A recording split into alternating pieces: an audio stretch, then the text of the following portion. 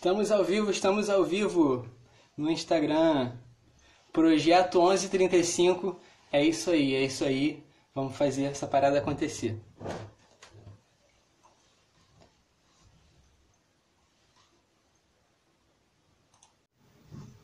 Vamos começar. Clicar o mouse um pouquinho aqui, ajeitar as paradas.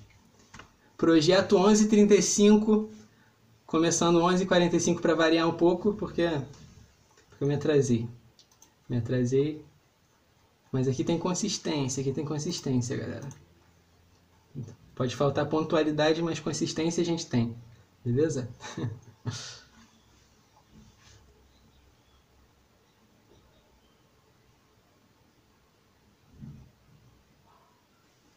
Beleza.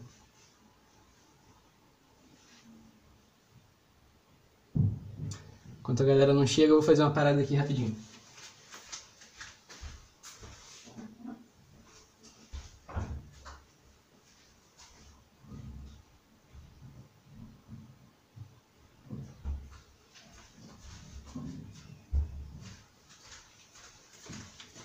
Tô de volta. Fui tirar o violão aqui do quarto porque ele dá eco no som, me prejudica aqui, beleza? Oi, Cíntia, tudo bom? E aí?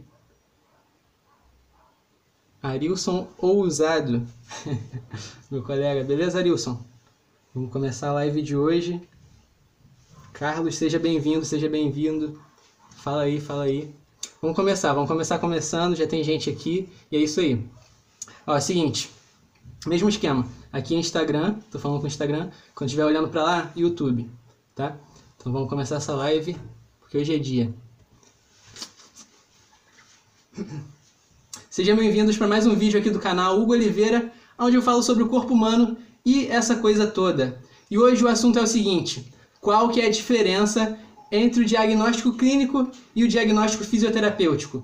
Esse foi o assunto aí que eu deixei para a galera botar lá qual que queria ver, e foi esse que eles escolheram. Então vai ser muito interessante, e esse assunto é voltado exclusivamente para a galera de fisioterapia, porque eu sei que vocês me acompanham, mas sei também que tem outros públicos aqui, né? Então, mas a partir de agora vai começar a transparecer mais as visões da fisioterapia, né? Sempre que eu falar sobre o corpo humano e todo esse universo que está presente aí. Afinal, né, foi isso que eu escolhi para estudar. Mas eu tenho várias ideias de fazer conteúdos sobre o próprio diagnóstico fisioterapêutico, tem muita coisa para falar. Quero falar também sobre exames de imagem, exercícios terapêuticos, muita coisa legal, que é o que eu acredito que sejam as coisas mais importantes de tudo que eu estudei até hoje.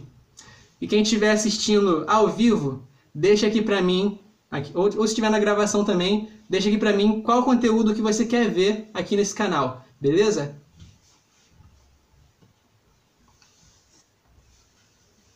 É isso aí, galera. Pode conversar comigo no chat que eu vou responder. Hoje nós vamos entender a diferença de diagnóstico clínico e diagnóstico fisioterapêutico. Muito massa. Deixa eu ver se está tudo certo aqui com a gravação do YouTube. Tudo certo. 3 minutos de gravação. Isso aqui, galera, é uma gravação ao vivo, entendeu? Porque eu vou usar depois essa gravação para fazer um vídeo normal. Mas aí, legal porque tem o chat ao vivo aqui, eu posso interagir com vocês. Isso é muito legal de verdade. Então tá. Deixa eu endireitar a câmera aqui. Tudo certo. Então, vamos falar sobre o assunto de hoje. Diagnóstico clínico e diagnóstico fisioterapêutico. Será que eles são a mesma coisa? Obviamente que não. Esses dois não são nem um pouco parecidos, mas ambos são importantíssimos dentro da área da saúde. Se não existisse o diagnóstico clínico, iria dificultar a vida do fisioterapeuta. E sem o diagnóstico do fisioterapêutico, sem o fisiodiagnóstico, não iria ter tanto resultado para os nossos pacientes. Então, os dois são muito importantes.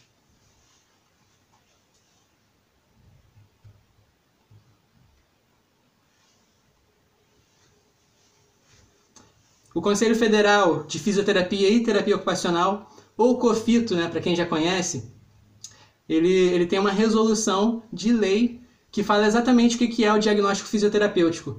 Eu estou com essa resolução aqui aberta no computador. e eu vou ler rapidinho para vocês, beleza? Então vamos ver o que é o diagnóstico fisioterapêutico segundo o órgão máximo, né? O órgão máximo de autoridade que existe dentro da fisioterapia e da terapia ocupacional. Então, ó, seguinte, resolução de número 80, de 9 de maio de 87, onde o artigo 1º é o seguinte, abre aspas, é competência do fisioterapeuta elaborar o diagnóstico fisioterapêutico compreendido como avaliação físico-funcional, sendo esta um processo pelo qual, através de metodologias e técnicas fisioterapêuticas, são analisados e estudados os desvios físico-funcionais intercorrentes na sua estrutura e no seu funcionamento, com a finalidade de detectar e dar parâmetro às alterações apresentadas, considerar os desvios dos graus de normalidade para anormalidade, prescrever, baseado no constatado, a avaliação físico-funcional, as técnicas próprias da fisioterapia, quantificando-as e qualificando-as, dar ordenação ao processo terapêutico, baseando-se nas técnicas fisioterapêuticas indicadas,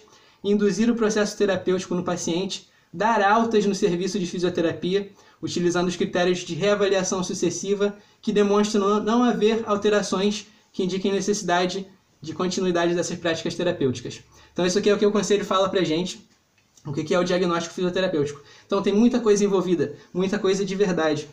Então isso daqui é a regra. Tudo isso daqui a gente segue e no final dá um diagnóstico fisioterapêutico. Beleza?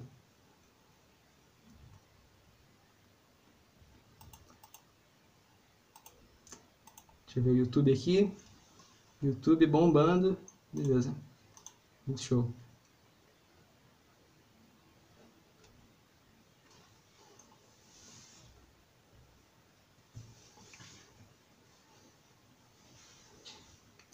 Então, isso aqui que eu acabei de ler é um manual. Aqui está dizendo tudo o que o fisioterapeuta deve fazer. Porém, o diagnóstico fisioterapêutico vem sendo debatido em grandes revistas especializadas e em reuniões importantes lá nos Estados Unidos. Ah, Hugo, mas o que tem a ver a físio lá nos Estados Unidos, né, no United States, com aqui no Brasil? Tem nada a ver, né? Tem sim, galera, tem muito a ver, porque a fisioterapia é uma ciência em mudança. Então, acontece que lá nos Estados Unidos, o que acontece lá nos Estados Unidos influencia o mundo inteiro. Aqui no Brasil a gente tem muito essa visão de que uma profissão fica sempre na mesma, né? Mas não é bem assim. Se fosse assim, hoje em dia a gente nem teria que aprender, por exemplo, eletroterapia, porque antigamente não existia isso. Mas enfim, o diagnóstico fisioterapêutico é fundamental para que aconteça um contato direto do fisioterapeuta com o paciente. E não sendo necessário que o fisioterapeuta seja indicado por outro profissional. Então, é um contato direto ali, ó, junto com o paciente, tá? Não precisa o médico indicar, essa é a função do diagnóstico fisioterapêutico. Deixa eu ver aqui, temos comentários na live. Obrigado, Cíntia, obrigado. Obrigado, Cíntia.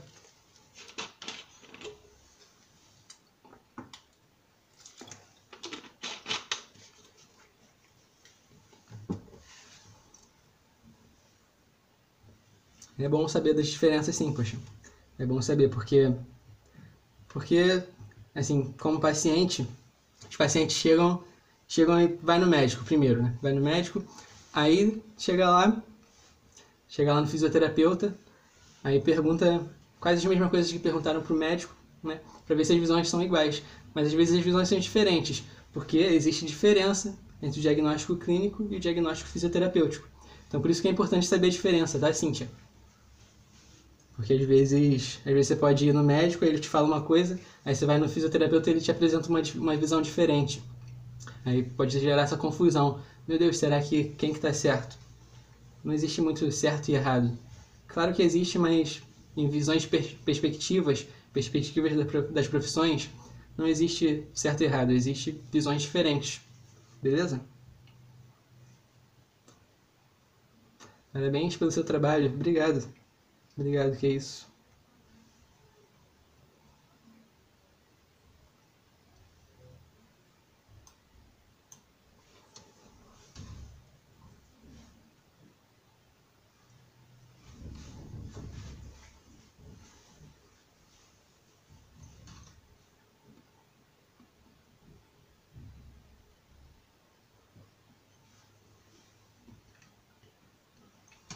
Então, ó, já vimos até agora o seguinte: diagnóstico fisioterapêutico é importantíssimo para a área da saúde, diagnóstico clínico também fundamental, tá? E o diagnóstico fisioterapêutico tem uma função de deixar um contato direto com o paciente, fisioterapeuta com o paciente, não necessariamente sendo, não, olha só, não necessariamente sendo necessário que haja essa indicação, assim, não, vai no médico, o médico encaminha para o fisioterapeuta. Não, diagnóstico fisioterapêutico, o fisioterapeuta tem autonomia total para fazer de acordo com a resolução lá do órgão federal que a gente acabou de ler. Beleza? Então vamos prosseguir. Vamos prosseguir. Essa câmera aqui não foca. É isso aí.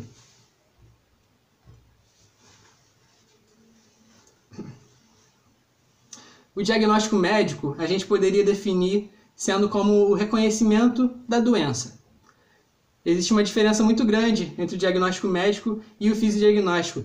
E essa diferença não vai estar na realização da avaliação, mas sim naquilo que está sendo observado e classificado de acordo com essa avaliação.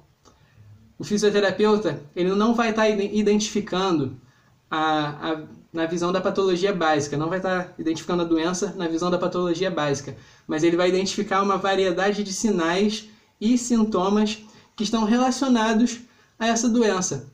Por exemplo, comprometimentos motores, limitações funcionais do paciente, isso que a gente vai observar. E quando eu falo isso, eu acho que começa a fazer sentido que o diagnóstico médico, quando é enviado para o fisioterapeuta, ele não vai fornecer as informações suficientes para criar um plano de tratamento na fisioterapia. Isso porque o real significado da fisioterapia é querer restaurar a função de movimento e postura. Então, o foco da intervenção do fisioterapeuta é nesses problemas que acabam causando as disfunções. Já o médico, ele vai trabalhar nas questões da patologia básica, né? Patologia básica, fundamental e primária. Enquanto que o diagnóstico fisioterapêutico está totalmente ligado à funcionalidade do paciente.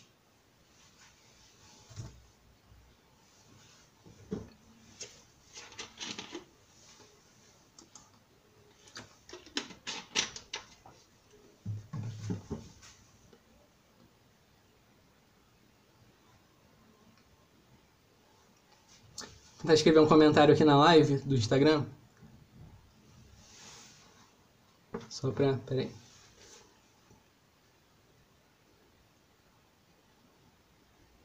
Tentar destacar ele igual os malucos fazem. Diagnóstico clínico e fisioterapêutico. Qual a diferença?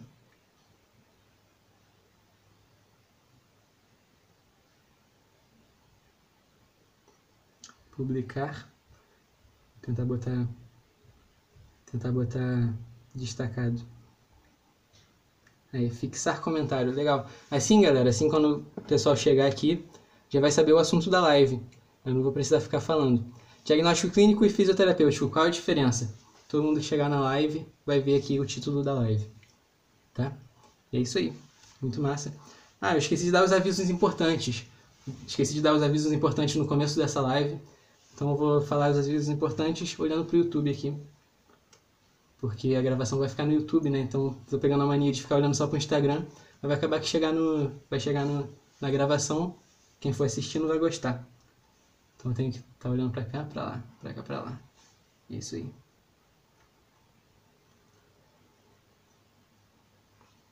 Avisos importantes, avisos importantes. Cadê?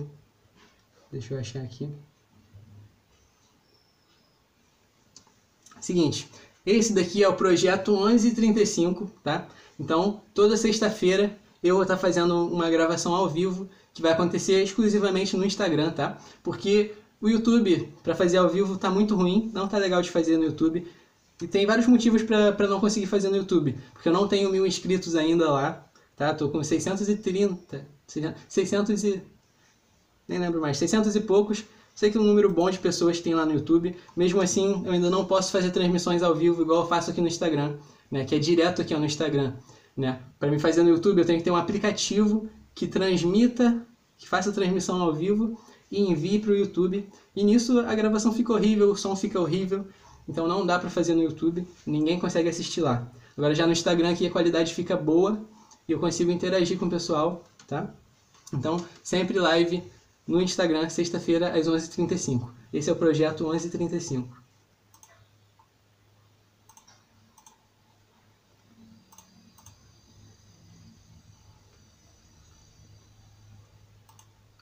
Outro aviso importante é o grupo de Telegram. Eu tenho um grupo de Telegram, tá? Que se chama o Telefísio. Então lá eu posto coisas exclusivas, posto áudios exclusivos, né? Sempre que eu termino uma live, eu vou lá e começo a gravar e falo uma coisa que eu tirei daqui desse programa aqui, desse projeto 11h35, tá? E fora isso, posto coisas que acontecem no dia a dia também, coisas que podem te ajudar, né? Só o que for de valor eu boto lá. Não boto nada que seja para perder o seu tempo, nem coisa parecida. Tá? Então é um grupo muito importante para mim. E eu nunca expliquei por que eu acho que você tem que usar o Telegram. Né? Telegram, galera, é tipo um WhatsApp. Telegram é tipo um WhatsApp. Né? A galera gosta de fazer essa comparação, mas eu não acho nada parecido com o WhatsApp. Eu acho ele totalmente diferente. Né? A proposta é totalmente diferente. E é uma coisa muito legal, porque você vai entrar lá no Telegram e não tem a galera que você conversa no WhatsApp. Então não é um aplicativo para você ficar mandando mensagem pro amiguinho. Mas quem está lá dentro são o quê? Os produtores de conteúdo. Os produtores de conteúdo que vão te ajudar de alguma forma. Então você pode acompanhar eles de perto lá, tá? Vocês vão estar recebendo conteúdo exclusivo. Eu sigo várias pessoas que me inspiram, eu sigo lá e acompanho eles. E também faço esse trabalho de inspirar os outros, né? Se é que eu consigo fazer isso. Acho que eu consigo sim, né? Pelos comentários que eu recebo. Isso é muito bom. Muito gratificante saber quando o seu trabalho funciona. Tá? Então vamos lá. Acabei perdendo o foco aqui porque eu tenho os avisos importantes. Entra no grupo de Telegram, Telefísio, que vai estar na descrição desse vídeo. Tá? E é isso aí. Vamos lá. Deixa eu pegar aqui a colinha para ver o que eu vou falar agora. É isso aí. Vou falar sobre o nome dado ao diagnóstico fisioterapêutico. Tem vários nomes que a gente pode usar.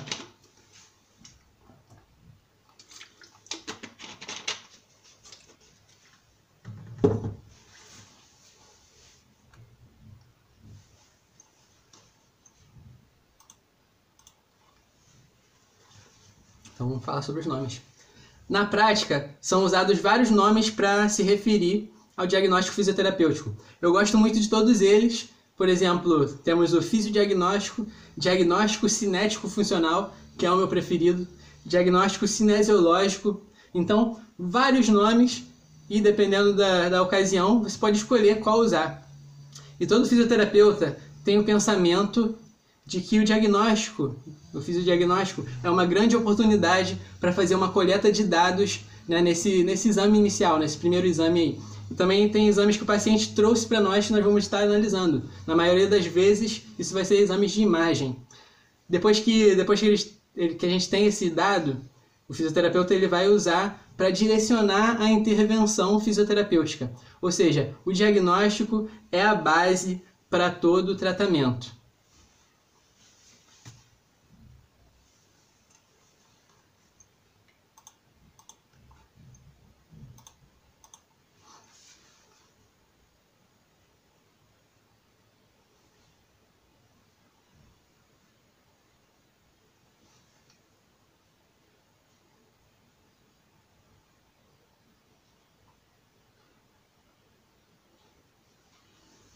Agora fica interessante isso aqui. Agora vai ficar interessante, olha só. Já estava interessante, vai ficar mais interessante. Galera, eu tenho uns exemplos aqui. Tem alguns exemplos para a gente conseguir enxergar essa diferença entre o diagnóstico médico, né, o diagnóstico clínico, e o diagnóstico fisioterapêutico. Eu tenho, deixa eu ver quantos exemplos aqui. 4 exemplos dessas diferentes visões, né, que cada um vai ter. Isso aí vai direcionar muito a gente. Então, nós vamos analisar juntos, né, essas diferentes visões e vamos conversar sobre isso, tá? Ó, primeiro exemplo, vou ler aqui para vocês. Ó, paciente com dor no ombro, produzindo uma bursite. Vamos um segundo que eu errei aqui a colinha. Errei. É isso aí, ao vivo. De novo, vamos lá. Ó. Paciente com dor no ombro, produzindo uma bursite.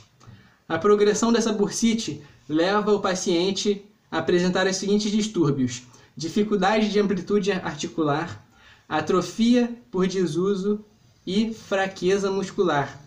O quadro evolui até ele não conseguir mais mover o braço.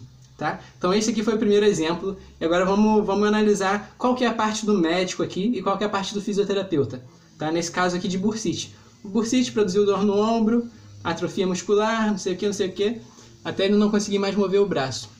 Então, vamos analisar junto esse primeiro exemplo. Né? O paciente com dor no ombro, produzindo uma bursite. Essa bursite foi o médico que observou. O diagnóstico foi uma bursite. Agora, a progressão dessa bursite leva a outras alterações, como a perda de amplitude de movimento e fraqueza muscular. Isso daí é o fisioterapeuta que vai observar.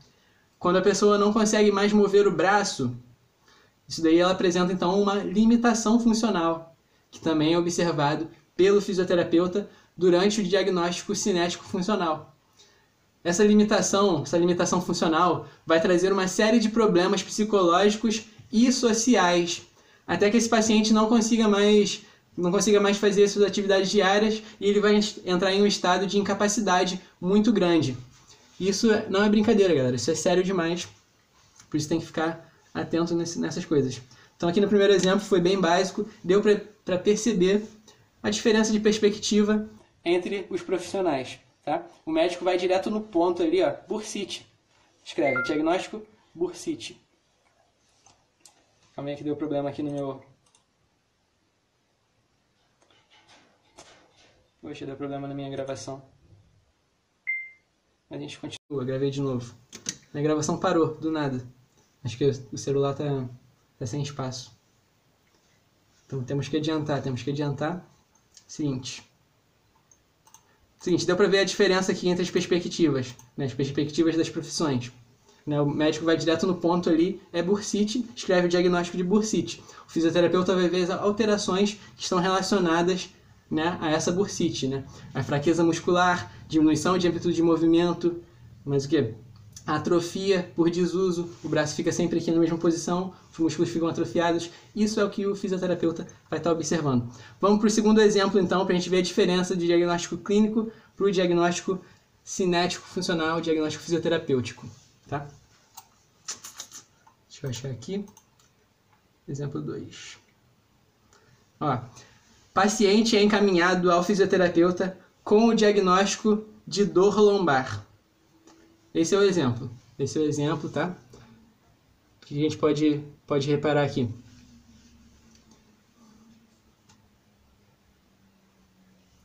O fisioterapeuta, ele enxerga esse paciente com dor lombar de outra forma.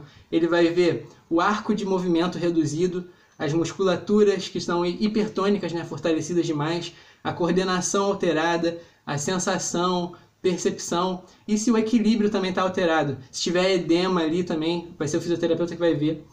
Então você percebe que o diagnóstico clínico de dor lombar não traz todas essas informações. Então depois de fazer a avaliação, o fisioterapeuta ele deve escrever algo mais ou menos desse jeito aqui, ó. Paciente com dor lombar, indicando uma limitação funcional dos movimentos de flexão e rotação e dor no final do movimento, né? Limitação da metade do arco de movimento em 30 a 40 graus. Isso daí vai ser o diagnóstico cinético funcional. Enquanto o diagnóstico clínico foi apenas dor lombar. Consegue ver a diferença? Então é uma diferença muito grande de perspectivas de profissão para profissão. Tá? Exemplo número 4. Vamos lá, esse é o último exemplo de hoje. Deixa eu conferir aqui e ver se o YouTube está gravando, porque a memória já foi para o espaço. Tá gravando ainda. Espero que isso não prejudique a gravação, porque cortou. Aí depois eu tenho que resolver durante a edição. Ó, o último caso que eu tenho aqui, o último exemplo, é mais complicado, né? É um caso bem complicado, mas na verdade o diagnóstico fisioterapêutico ele foi simples, tá? Foi bem simples, apesar do caso ser extremamente complicado, tá? Vou ler aqui, ó. Paciente do sexo masculino com 10 anos de idade, com muita queixa de lombalgia há 15 dias.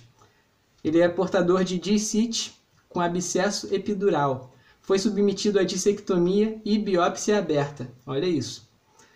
No ato cirúrgico, o disco intervertebral de L4 e L5 estava abaulado e com secção do anel fibroso, ocorrendo a saída de secreção purulenta. Após o tratamento cirúrgico, foi encaminhado para avaliação e tratamento fisioterapêutico, sendo diagnosticado... Olha só, agora o diagnóstico fisioterapêutico. Diagnosticado com limitação de amplitude de movimento da coluna lombar para flexão e retificação da lordose lombar. Olha isso. Então, vocês perceberam aqui? Vou falar sobre isso daqui a pouco, um pouco mais. Caso complicadíssimo, cirúrgico, diagnóstico fisioterapêutico, retificação e falta de amplitude para movimento de flexão.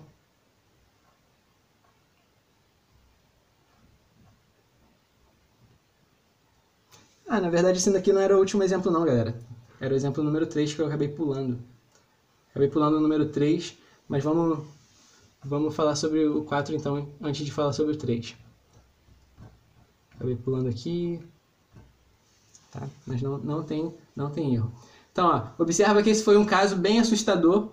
Talvez na prática seria extremamente assustador pegar um caso como esse, né? Poxa, uma criança de 10 anos de idade, pós-cirúrgico de coluna lombar. Mas a avaliação fisioterapêutica seguiu o protocolo e observou as alterações funcionais da região lombar. E foi encontrado ali limitação de movimento da coluna lombar para flexão e também uma retificação da lordose. E nisso daí vai estar baseado todo o tratamento fisioterapêutico. E acabou de pausar de novo aqui a minha gravação do YouTube. Maravilha, maravilha, maravilha. A gente dá um jeito, a gente dá um jeito.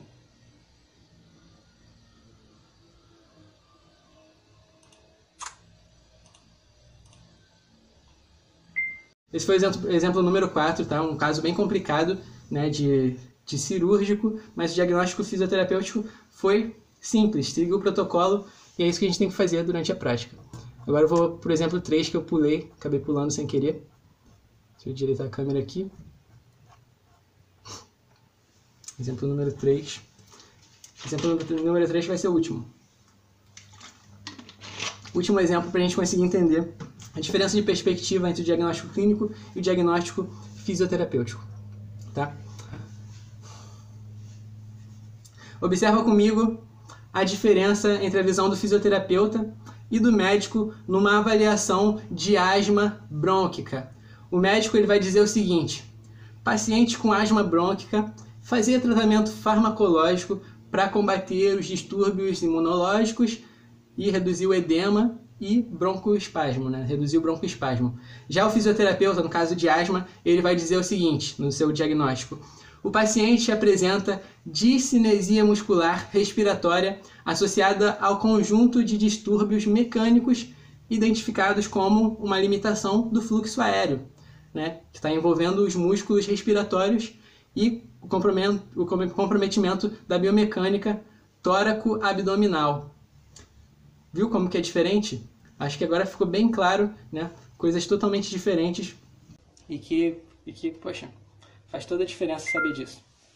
Aí, ó. Tá sem espaço no meu celular. Meu celular tá sem espaço para poder gravar, cara. Como é que eu vou botar isso no YouTube depois? Vou dar um jeito. Sempre dou um jeito.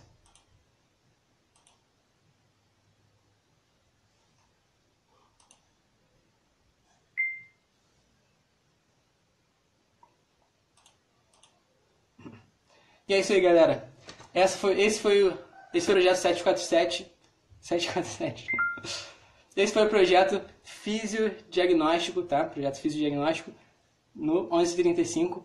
Semana que vem tem mais, tá? Segunda-feira eu boto lá qual assunto que vocês vão querer ver durante essa live aqui. Vou pegar 2 assuntos, aí vocês escolhem um dos 2 que eu botar lá. Tá numa enquetezinha nos stories. E é isso aí. Tamo junto. Até a próxima live.